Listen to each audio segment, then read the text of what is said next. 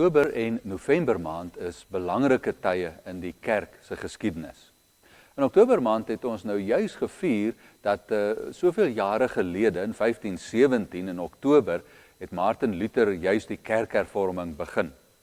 En dan in November maand het ons juis daaraan gedink dat in 1824, ja 200 jaar gelede, het ons die eerste algemene kerkvergadering in Suid-Afrika in die Kaap gehad.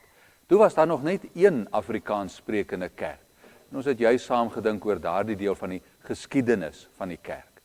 Maar die kerk se geskiedenis gaan baie verder terug as bloot 1824 en selfs verder terug as 1517 met die kerkhervorming. Ons weet dat die eerste Christene dit baie anders gehad het as ons vandag. Die vroeë kerk, ja natuurlik, as mense die evangelie hoor wat verkondig word, het sy deur Paulus of Petrus of een van die ander apostels of gelowiges, het mense tot bekering in Jesus gekom.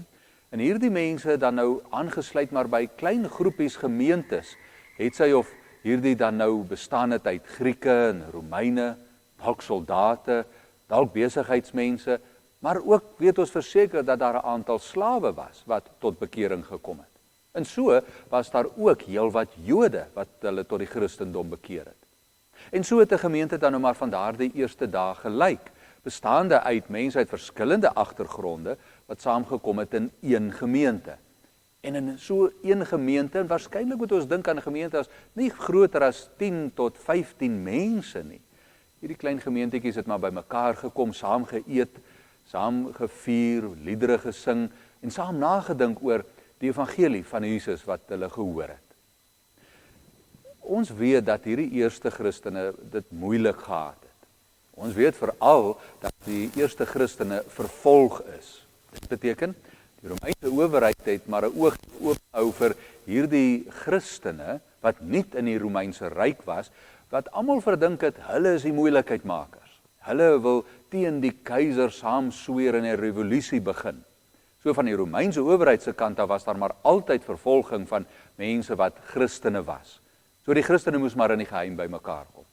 En selfs die plaaslike Joodse leiers was ook maar gekant teen die Christene. Vir hulle was hierdie Christene wegbrekers wat moeilikheidmakers was en God gelaster het. So van alle kante het hierdie Christene dit moeilik gehad. En dis juis daar waar ons in 'n boek soos 1 Petrus 1 hoor hoe die apostel Petrus vir gelowiges moet inpraat. As hy vir hulle sê, jong, swaar kry is deel van ons aardse bestaan, lyding kom, ja selfs vir Christene, probeer hy hulle so 'n bietjie moed inpraat deur te verduidelik, hierdie swaar kry op aarde is maar tydelik. En 'n mens moet daaraan dink soos wat goud gesuiwer word wanneer dit aan ekstreme hitte blootgestel word om die onsuiverhede weg te brand, net so word ons geloof gesuiwer deur lyding op aarde. En uiteindelik dan sê Petrus, hou moed, hou hoop, want aan die einde van die tyd wag die ewige lewe. En dit is vir die vroeë Christene die hoop gewees om ten spyte van vervolging aan te hou met glo.